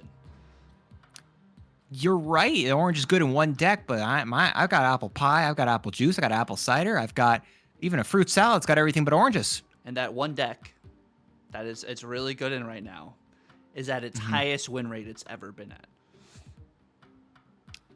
All right, I will take the disagreement here. That's fine. We never agree on everything, and I will accept this. My mind has not been changed, but I will not argue it further. That's okay. Because I'd rather hear what you have, as we are really far in this episode already. The next change I have is something I think we can agree on. Galacta goes to 4/4. Easiest cosign of my entire life. I just think this is one I mentioned earlier because this was one we were doing discuss. Mm-hmm. You make this change, Kahori's just immediately. I think Kahori's fine. It's not like this like pushes Kahori to the moon. It's just Kahori needs Galacta and Gwenpool to get adjusted just a little bit, just so she can get better play rate. I said in the past I thought Gwenpool should potentially get changed, and Gwenpool's fallen off in recent bits, so I don't know if I'm gonna agree with that. But Galacta has consistently stayed really good, and I don't. Unless they're going to remove the +3 power, which, as honestly, like, I don't think the +3 has been. I just think it's the fact that it's been able to, and partially with Surge and, Psylocke as well, cheating Galacta out early, or even extra copies. Oh my gosh, dude, extra copies of it with Zabu, Surge, Galacta is the most busted combo in the game. Zabu, Surge, Galacta, images. Well, now you've made the classic blunder of using Agamotto. Therefore, you've lost. I don't know. +9 on the card, I think, is. You're not wrong there. Okay, all right. Maybe that's fine. But a card I don't honestly think is fine right now is Colossus. And I know we actually talked about it earlier, how Colossus potentially go to that 5/10. I don't think it needs to do 5/10. I think it's a really big change. I think it's cool. I like that idea. I like them changing him. What if he gets a single point? Like, he costs more. I'm about to say it, and you're like, well, why would you do this? Because his buff extends to the other cards at his location. You mean whenever 3/3. This card gets buffed? No, 3/3 ongoing. Your cards here can't be destroyed, move, or have their power reduced. Gizmo bear hug. Yeah. That'd be cool. I actually would like that. Luke Cage works in the entire world. Colossus can protect his lane. No, I think that would be very interesting. Just I don't hate it. Let the other cards there get the same love as he does. That's all I'm asking. It's kind of like he's a little mini Professor X for your side, in a sense. Yeah. Honestly, I like it. There's that Datamine card Mercury, right? It's kind of like that, but it buffs yourself. I don't know. I want that. I think that's a really. I honestly think it's a way that you don't have to like completely redo this card. I think it's hopefully interesting. No, I think I'm here for that or the 5/10, either or. Yeah, that's fair. But are we here for anything else? I have Goten to a 3/5. Try it out now at the current state of the meta. Try her out at a 3/5. I disagree because Zorn just came out. Okay, well, she moves to a random location with Zorn still. Here's the thing. If she's still not played after Zorn gets released, I will hear you out. But Zorn makes me concerned because if there's too much of it, she's too good. I love this. I cannot tell you how much I really enjoy Nocturne. But I have a healthy fear of Nocturne. Does that make sense? Like, I really love it, but I'm also terrified of it. So it's like, yes, as long as we aren't in a place where she's going to be too good already, I'm agreeing with that. With the Reality Stone change, I can waver with you more. Yeah. I feel like that's another fair way to argue with that as well. I want a little more info before I'm willing to co-sign this stuff. That's fair. Yeah. Do you have any more? Are those I think I have. There you go. Yeah. Oh, because we talked about Galacta together. That was it. Yeah. Okay. Hit me with your Spider-Man 2099 We talked about change. Spider-Man 2099 earlier too. I just feel like Zorn's a thing. Test him out for a week with Zorn. See how he does. If he's too good with Zorn, take off some power of him. Make him a 4. So you're saying 4/7. 4/7 is what he was before. 4/7. You're saying 4/7. Okay. So that's something we really haven't talked a lot. There is an OTA coming up in exactly like a week and a day from today. Mm-hmm. Just try him out for a week. See how he is. 4.7 is like the premium stat line for like a full, or not premium. It's like the go-to stat line now for a 4 cost. I think that if they did that, I wouldn't hate it, and then if it was too good, I would hate it. That's fair. But you know what? You said it. Mm-hmm. Try it for a week. If it's too much, take it back. I co-sign. Agree to that. All right. It's fair. Write the check. This is a lot more agreeable of an OTA changes, I think, than we normally have them. So I'll take that. We've had a whole month to look at this stuff and be like, we already know we want Thanos changed. We already know we want Strange Supreme changed. We already know we want Sam Wilson changed. Like, we don't have. You know what I realized? Like, I know we're getting another OTA next week. We're about to have 3 weeks, and then after that's gonna be 3 weeks of the same meta. Is it 3 weeks again? It'll be 3 weeks again. Oh, mamma mia. Oh. And on that note, let us know how, what you want to see from this OTA, right? They said this coming OTA, the one's coming up tomorrow, is going to be bigger than normal. Not crazy, but a little bit. So we'll see what happens. Is it going to be, are 2 weeks of OTAs back to back going to potentially be enough for the meta to feel continual, just not stale? Hopefully they boost one up to the 19th, so it's only a week. I haven't announced it yet. We'll see. Goodness gracious. On that note, as Tucker contemplates life is fleeting as life has been brought into this world. But yeah, thank you guys so much for watching. Definitely feel free to like, comment, subscribe down below. Definitely leave some very positive comments about Dance's mustache. Until next time, it's been real. God bless and laters.